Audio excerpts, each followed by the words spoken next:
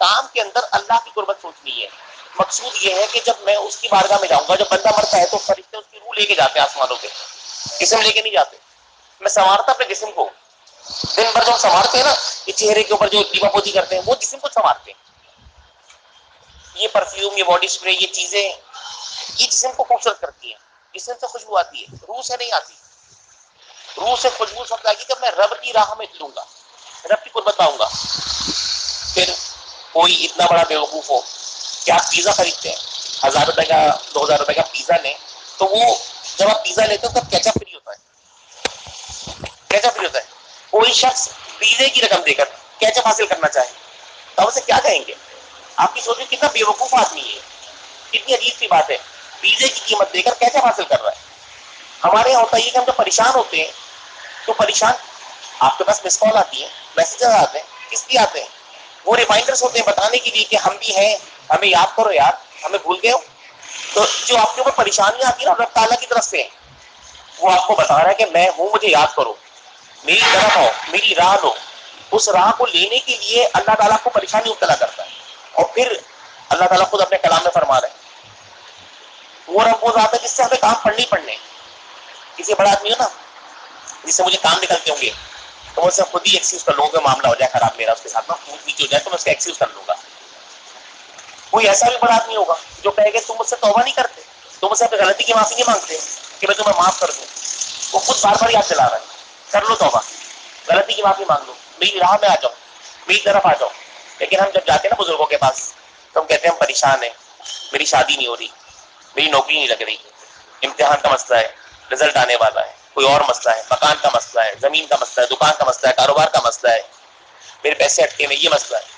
تو ہمیں تعویذ دے دیتا ہے, کوئی نقش بتا دیتا ہے, کوئی ہمیں وظیفہ بتا دیتا ہے, کوئی ہمیں دعا بتا دیتا ہے. ہم دعا پڑھتے ہیں اس کام کے لیے, وہ کام ہو جاتا ہے, وہ کام ہو جاتا ہے. یہ بالکل صحیح کو کام ہو جاتا ہے دعا پڑھنے سے, اور بندے کی مراد پوری جاتی ہے.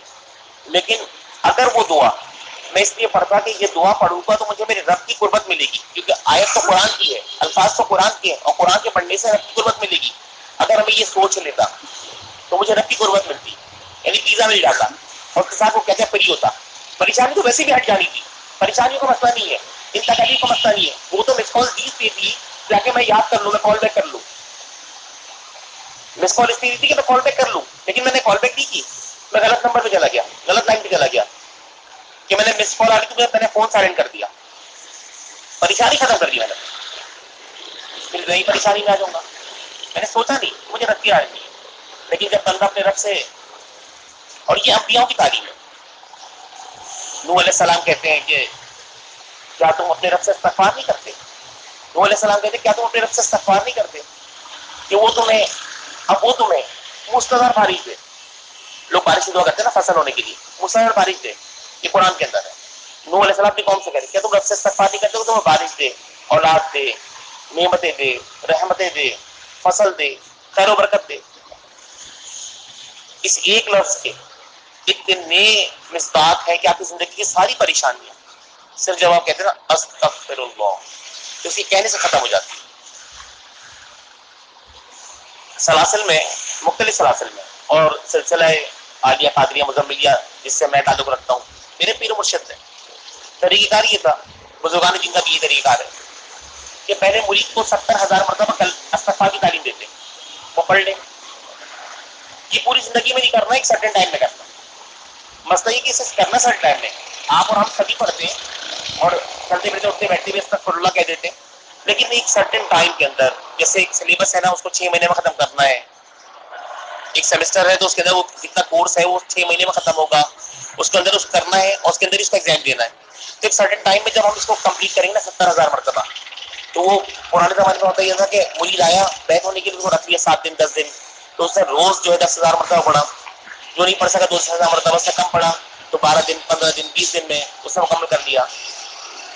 آپ اس کام کو 4 مہینے میں, 5 مہینے میں یا 3 مہینے میں آسانی سے کر سکتے ہیں. آپ اپنے رب کے راہ پہ آسانی سے چل سکتے ہیں. اس کی قربت کے لیے آپ استغفار کریں گے, آپ کے مال میں برکت آ جائے گی, آپ کی طبیعت صحیح جائے گی, آپ کی بیماری ختم ہو جائے گی, آپ کی پریشانی ختم ہو جائے گی. میں اللہ کی قسم کھا کے کہتا ہوں, آپ کی مصیبتیں ختم ہو جائیں گی. لیکن نیت میری یہی ہو. وہ آدم کا معاملہ ذہن میں رکھیے گا. آدم اور حوا ایک جیسے بیج ڈالے تھے, ایک جگہ گندم اگی ایک جگہ جو ہوگی. نیت میری اللہ کی قربت کی ہو کہ میں اپنے رب کے لیے استغفار کروں. جب آپ یہ کہیں گے نا کہ استغفر اللہ العظیم الذی لا الہ الا هو الحی القیوم واتوب الیہ, میں اپنے رب سے توبہ کرتا ہوں جو عظیم سلطنتوں کا مالک ہے اور وہ اس کے سوا کوئی عبادت کے لائق نہیں اور زندہ اور قائم رہنے والا ہے, میں اس سے توبہ کرتی ہوں. جب آپ یہ الفاظ کہیں گی نا, یہ آسان سے لفظ ہے,